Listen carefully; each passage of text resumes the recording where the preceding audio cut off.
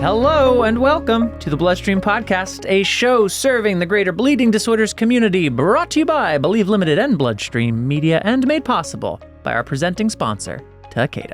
I'm your patient advocate and host, Patrick James Lynch. And I am your healthcare advocate, nonprofit nerd, and other host, Amy Board, reminding you to please speak with a treatment professional.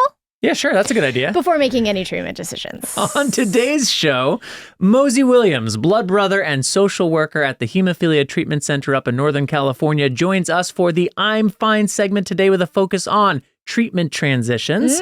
And Jess Page from the UK is downstage center for the latest installment of Elite Athletes with Hemophilia, the companion segment to the new film Redefining Impossible. We've got all that and more on this episode. Welcome to Bloodstream. Listeners, as always, thank you for joining us today. And if you like what you hear, which I hope you do, I really hope you do, please share this episode on social media and all the things. Subscribe on Bloodstream wherever you listen to your podcast. And I want to remind you, dear listeners, that the Bloodstream Podcast is in fact made possible by our presenting sponsor, Takeda. Yes, that's right, Takeda. Takeda's got this website, bleedingdisorders.com, where you can learn all about Takeda's resources for and commitment to the bleeding disorders community. Takeda believes in a world free of bleeds, Amy Board. I know. And are dedicated more than ever in their efforts to offer a wide range of programs and support to help patients throughout their treatment journey, wherever on that journey they may be. You can learn more by simply visiting bleedingdisorders.com. One more time, bleedingdisorders.com. And for their founding and ongoing support of the Bloodstream Podcast, I would just like to say thanks, Takeda. Thank you, Takeda. Speaking of treatment transitions, that is the subject of today's I'm Fine segment with Mosi Williams. We're going to get to that in a little bit. We've got another great Elite Athlete segment today. We had a lot of good stuff today, Amy Board. We do, and I'm very excited about Mosi on I'm Fine. Speaking of that segment, we mentioned on last Bloodstream that you had a webinar with the National Bleeding Disorders Foundation. How did that go? Very well. Yeah, Mosi was a part of that, as was Mark Skinner, who was the I'm Fine contributor in the last segment, and a few others as well, Connie Montgomery, Ivan Garon, and people whose names I'm now forgetting and will feel embarrassed about later. But it was an excellent, it went very quickly. Mike Recht as well, who's their Chief Medical and Scientific Officer, to kind of give the conversation that medical clinical credibility, frankly, as well. It was really good and evidence that we need to be thinking and talking more about mindset as a component of mental health, how mindset has real impact on people's sense of self, their adherence, their ability to actually engage in meaningful shared decision making. Yeah. You know, if you're stuck in a mindset, if you're stuck in a certain way of thinking, but then appreciating why might you be stuck there. And that was a nice part of the panel, is talking about I'm Fine from a number of different perspectives. You know, we had college students in there, we had retired people on the other end of the professional spectrum in there, different walks of life, different regions of the country, different cultural backgrounds. Yeah. And so when we talk about why are you inclined to stay put, to not consider possibilities, to not hear innovation as something that applies for you, there's a number of reasons that any one individual person may be in that position. So it's not a matter of, oh, you have an I'm Fine mindset, here you go, follow this. That's not how, it's more dynamic than that. So It was a great conversation, and I think it just was a testament to we have to be having more and more of these. As treatment innovates and moves forward, so does our way of thinking need to move forward and keep evolving along with the treatment landscape. That's cool. What was the genesis of the I'm Fine segment and kind of talking about this? I mean, I've heard shared decision making, but I haven't heard mindset per se. That's been new, and I would like to think that I'm cool and I've heard it around the block, but maybe not. I would like to think that you're cool too. Well, I mentioned a little bit previously, Mark Skinner certainly put this in my head when I first started talking with him years ago about, in particular, his work on the Heme Active study, which identified 90% of people with hemophilia wanting to be more active, but just how many aren't as active as they would like to be, in large part out of fear.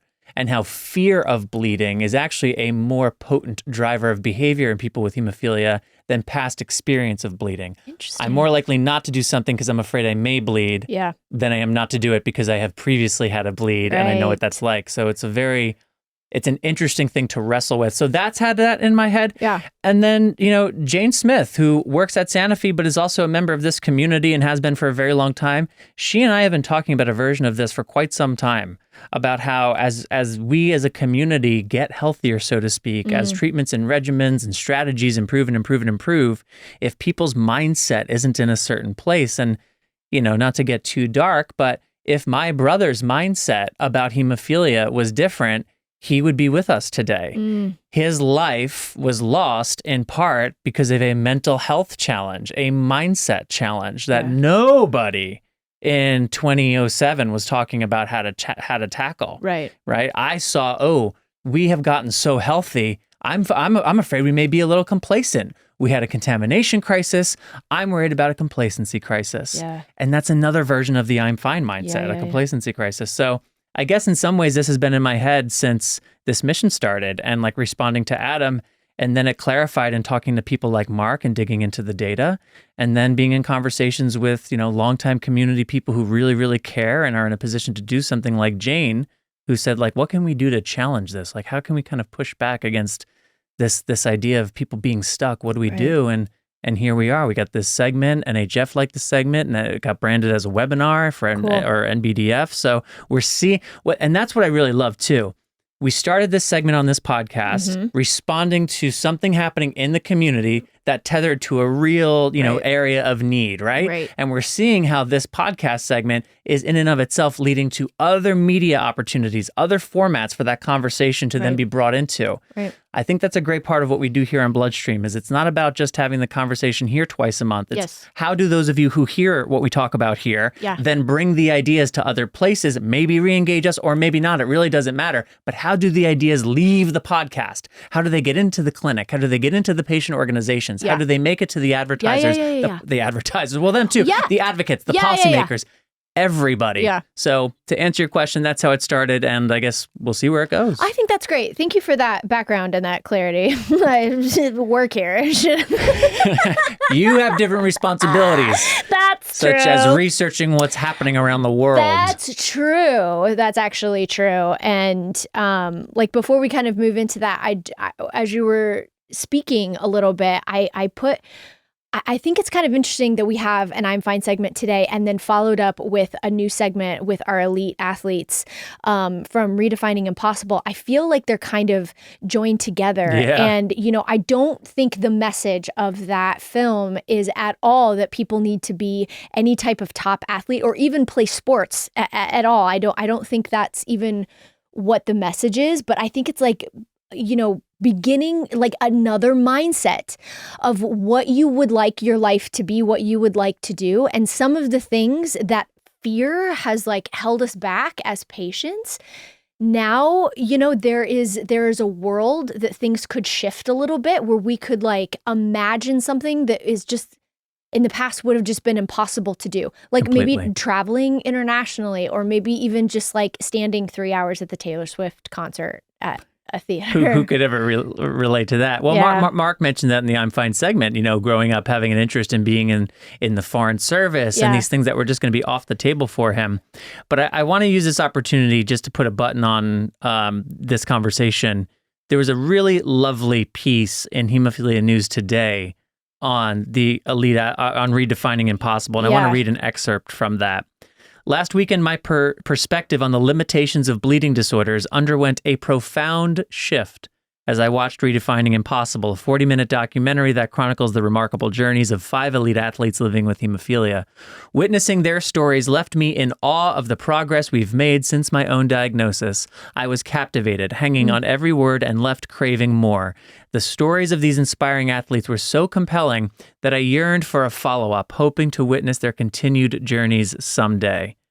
Incredible. And that just goes to show why it is so important that things like Redefining Impossible exist, not to encourage everyone to get involved in sports. As you said, Amy, that's not the point, but it is to demonstrate what is possible. It is to help shift perspectives away from I'm fine, everything is as it is, to, oh, wow, I never thought this could be possible.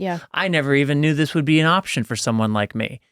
That's the point. And to read things like that, that's the reason we do it. So just wanted to give that a shout out. That's and if you haven't checked it out already, eliteathleteswithhemophilia.com. You can stream it for free. For free. eliteathleteswithhemophilia.com. So we have our I'm Fine segment. We have our Elite Athlete segment. And Amy, we have one other thing that we need to talk about before we move forward. Yeah. I was pleased to see that the WFH issued a statement on the current situation that's happening in the Middle East with Israel and Palestine. And I wanted to just bring attention to it from a listenership, from a bleeding disorder perspective. And admittedly, by the time we record this, by the time it goes live, this is obviously an evolving situation. Things are going to be changing. Yes. So, just that caveat being said, Amy, please go ahead. Yes. And I guess that was my thing. I have no call to action to give, but I do think that in the future, it looks like maybe there will be, a way for all of us to join, kind of the humanitarian efforts for bleeding disorder patients, both on both sides. And right now, it looks like the WFH humanitarian aid team is standing by to deliver products as soon as those distribution channels are open. The WFH is going to be closely monitoring and assessing the situation to determine how best to support those that are being affected, which I think is important. Israel has an association, a Bleeding Disorders Association, that has a website that you can go and kind of peruse and look and maybe help and support those patients. In Palestine, actually, there was a brand new MOU that was signed in 2022, in June of 2022, to implement WFH's path to access to care and treatment programs there in the West Bank and Gaza. So I'm hopeful that we will get kind of an update on some of that work that the Ministry of Health is doing in both Gaza and the West Bank for those bleeding disorder patients. But this is just something that we want to keep an eye on. I'm going to keep an eye on. I've been really, drawn to the news a little bit with this crisis, and to think about bleeding disorder patients over there. That is going to be something that all of us can be aware of. And the second that we have a call to action for all of us, how we can help, where we can focus our funding and focus our advocacy efforts here in the States, we'll let you know.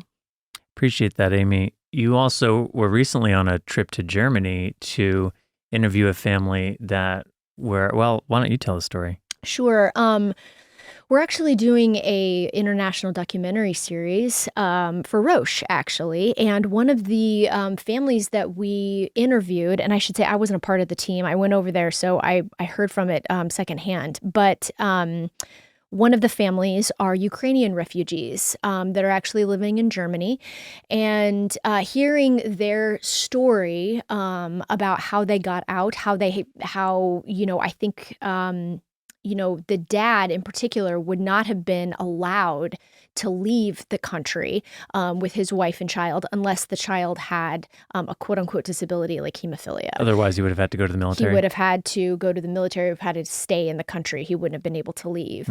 So the family unit is together, but it is a complete culture shock. They're learning German.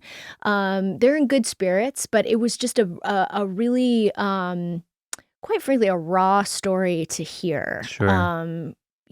About just thinking about kind of our world, our conversations here in the States about bleeding disorders, and to put in perspective what it's like for those living in other countries around the world. So it was a really powerful story. We look forward to being able to share it with you as soon as it's done and edited and all the things. But yeah. This is hardly a topic or a time to be, pumping content, but if you are interested in the experience of people with hemophilia, von Willebrand disease, rare factor deficiencies, bleeding disorders, who live around the world in different systems and in places of the world that are greatly impacted by war and conflict, over on the Final Summit podcast, which we've done 2 seasons of, there's a number of stories and a couple of episodes that put particular focus on the impact that war and conflict has on access and overall quality of life for people with hemophilia and bleeding disorders. So if because of the moment we're living through, those kind of stories would be meaningful to you right now, go over and listen to some of the final summit hosted by Chris Bombardier. We'll throw a link in the program notes. And as Amy said, we will continue to keep alert to what the WFH, what Save One Life, and what other leading advocacy patient organizations are saying and reporting as it relates to what's happening currently in the Middle East and how it impacts our bleeding disorders population. So stay tuned, stay safe, stay healthy. And with that, we will make as best a transition as we can now into something very different. Sanofi seeks to expand the idea of what's possible for the hemophilia community. Take a deeper look at the science behind hemophilia and an important connection between factor activity levels and potential activities at levelsmatter.com. And now, Elite Athletes with Jess Page. Rugby, the sport that's not for the faint of heart. It's a battle waged on a field of glory, where warriors collide with bone-jarring tackles and unwavering determination. Forget the pads and helmets of American football. In rugby, it's grit, skill, and sheer heart that define the game. It's a sport where men and women run tirelessly, passing, tackling, and scoring with the ferocity of warriors of old. Rugby is a symphony of power and grace, a spectacle that transcends borders and cultures. So sit back, America, and get ready to witness the unyielding spirit of rugby as we explore the world of athletes who redefine what's possible on the field. Welcome to Redefining Impossible, the podcast. I'm your host, Keith Corneluk, and today we have a story that will challenge your perceptions of what's possible. We're diving deep into the world of elite athletes with hemophilia, and our guest for this episode is Jess Page, a rugby player hailing from just outside of Oxford, England. Hemophilia severity is determined by factor activity levels, a measurement of how much factor you have in your blood at the time of diagnosis. The more factor you have in your body over time, the better your bleed protection is, which is why many people with hemophilia choose to treat prophylactically. Your doctor can perform measurements to evaluate the factor activity levels in your blood. Learn more about the importance of factor activity levels by talking to your doctor and visiting levelsmatter.com. I'm Jess, and I live in England, just outside of Oxford. Jess was diagnosed with a bleeding disorder at the age of 18. At first, she thought her life was going to take a drastically different turn. Immediately, when I was diagnosed, I thought that this would be a massive change, that you couldn't do the same things with a diagnosis of a bleeding disorder that perhaps a typical person could. But Jess wasn't one to back down from a challenge. She decided she could still pursue her dreams and adapted her life accordingly. I can do anything that I want to do, and I had 18 years where I didn't have that diagnosis, and I still did everything that I wanted to do. Jess's journey didn't stop there. 7 years later, she received a second diagnosis, this time for von Willebrand's disorder. It was a game changer, helping her get the right treatment and understanding her condition better. Weirdly, having that von Willebrand's disorder diagnosis really helped, because suddenly it wasn't just that I was a bleeder. It was actually because I have these two bleeding disorder diagnoses. It makes it more complex to treat, because I think they obviously bounce off each other and they can make the bleeding symptoms worse than they are. But yeah, weirdly, that second diagnosis was, from that perspective, probably the best thing that could have happened. Now let's get to the heart of the story. Jess Page, the rugby player with the bleeding disorder. So I should probably start by saying you're not supposed to play rugby when you have a bleeding disorder, and my centre did advise against it. Against all odds, Jess pursued her passion for rugby, taking extra precautions to ensure her safety. I did wear a scrum cap, which is kind of like, it's a bit like a soft padded helmet.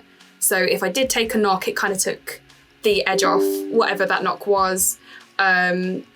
So that kind of gave me that little bit of extra protection. She took treatment before games, informed her coaches, and had a supportive physio team. The physios at the rugby club were amazing, and again, did their they did their own research about what it was like to have a bleeding disorder. And so if I came off the pitch with a little knock or stuff, they kind of gave me that little bit of extra care to try and get me back and get me playing. Jess's journey was marked by spectacular bruises, which she wore as badges of honor. I had the most spectacular bruises. And it was like a bit of a game, because everyone would, like, you know, after the game compare what bruises they had. I used to just come in and be like, well, I have the best ones. I win that contest. Looking back, Jess reflects on her journey and the importance of fitness. I think now I've got a better understanding of how important it is to have good muscle strength to support like the bones and things like that. And I think I would just start, because I just got straight into rugby having no level of fitness. I hated exercise as a child, refused to do it. I remember when I was in secondary school doing PE, I used to get walked around the field because I refused to join in with the sport that was going on. And they were like, well, you have to do some kind of exercise. Despite not having a fitness background, Jess loved every moment of her rugby days. Playing rugby was some of the best years of my life. I loved it. I wouldn't do anything differently. Jess shared her secret to post-training recovery, which involved listening to her body carefully. So for me, it's just about that balance of kind of seeing if something hurts, give it a break, focus on something else for a little bit. You know, if I've hurt my knee, do some upper body stuff. If I've hurt my arm, do some, you know, mix it up a bit. She emphasized the importance of differentiating between normal discomfort and a potential bleed. Does something hurt because I'm training really well? Like, do you know what I mean? Like that kind of ache? Or does something hurt because actually this is a bleed? And for me, there's a really big difference. So something's hurting because it's just uncomfortable, but I'm going to push through it. Then I know I've hit that sweet spot. Jess learned the hard way that pushing through the pain could lead to longer recovery times. I did learn the hard way that, you know, by forcing myself back on there, I'm putting myself in a situation where I'm going to be off for even longer. But Jess wasn't alone on this journey. Her father, who also had hemophilia, served as her inspiration. The only other person I've known growing up is my dad. He has severe hemophilia, and he's always been an incredibly positive role model for me growing up. In the bleeding disorder community, Jess found more role models, like Clive Smith, who pushed her to overcome obstacles. I do know so many positive role models. Jess is determined to challenge the notion that a bleeding disorder should limit anyone's potential. I just don't want children growing up feeling like their bleeding disorder is a reason why they can't do things.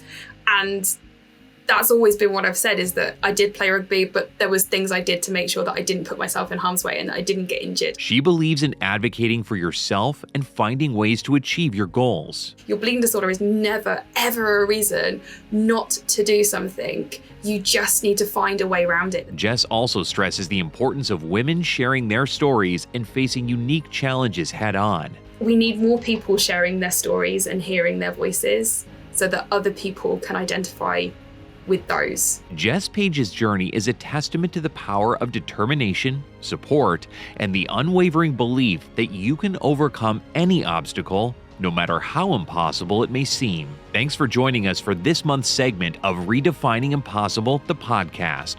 Don't forget to watch the film Redefining Impossible for free at eliteathleteswithhemophilia.com. And thanks once again to Sanofi for sponsoring this segment. I'm Keith Corneluk, and I'll talk to you next month on Redefining Impossible, the podcast, only on Bloodstream. Sanofi aims to raise the bar for patients living with hemophilia. Reimagine what's possible by visiting rareblood.disorders.com to hear more about Sanofi's dedication to the bleeding disorders community. So did you hear why all the hemophilia nurses are going to be mad at me by listening to that segment? Because she's from the United Kingdom? No! She plays rugby! I could see why that might be a thing. That was a good tease. It was a good tease. That was a very good tease. Yeah. I hope rugby's like a no-no. Rugby is like a no-no. Very good. But Jess Page is...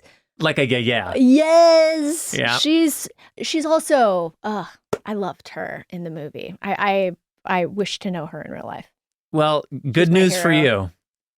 We got her on this segment, which you can go back to and listen That's anytime. true. And we'll probably speak to her again at Okay. some point in the not too distant future. Holla. Next, though, we're going to speak to Mosi Williams. Oh, Mosi- love Mosi Williams. Blood brother, clinical social worker, and the contributor to today's I'm Fine segment. And I'm Fine aims to challenge entrenched ideas around chronic resiliency and satisfaction with suboptimal outcomes by inspiring people with hemophilia to seek education and truly consider the possibilities. Sanofi seeks to expand the idea of what's possible for the hemophilia community. Take a deeper look at the science behind hemophilia and an important connection between factor activity levels and potential activities at levelsmatter.com. Now, on to I'm Fine. This is all I've ever known. Is that even Possible for me? I don't want to miss anything. I don't need that. I don't want to acknowledge my pain. Fine. I don't want to get poked with needles. I don't want that. There's nothing wrong. I'm fine. I'm fine. I'm fine. I'm fine. I'm fine. I'm fine. I'm fine.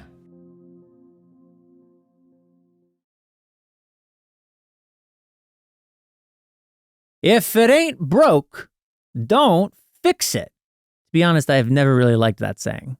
Just because something isn't broken doesn't mean it couldn't be better. Then again, if a person doesn't have any concept of what better is or what better could look like, is it reasonable to expect any kind of a change? Today I'm joined by my friend, blood brother, and clinical social worker, Mosi Williams, to share some insights into how the I'm Fine mindset has impacted him as both a person with hemophilia and a clinician treating patients with hemophilia. And we put a particular spotlight on the introduction of longer-lasting factor replacement products for a portion of this conversation.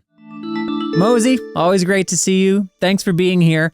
And let's just dive right in. Have you ever experienced either fear or anxiety related to switching from one treatment to a new treatment for hemophilia? And if so, where do you think that fear or anxiety came from? Yes, I have. I think it came from when I think about the past, and the bad blood epidemic that our community went through. And I think sometimes being anxious, it's like you kind of generalize the experience from the past. And even though, it's not the same in the sense that there isn't the risk there, there's still that fear, like what can happen, and then also in changing treatment, like what if it's not what I think it is, and then if the previous medication, like if I want to go back to that one doesn't work anymore, or for me, I have an inhibitor, and so there were, at a point in my life, there were certain products that did not work, and so then you think, if I try this new thing, will the inhibitor come back? Or will the previous not work? And so those are some of the things that, I thought about. Mosi, as both a patient and a clinician, what do you recall from the transition from standard half-life products to extended half-life products?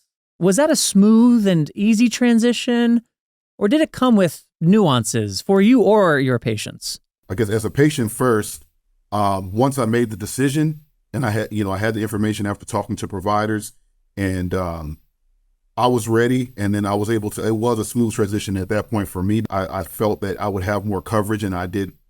That was one of the reasons for going into it.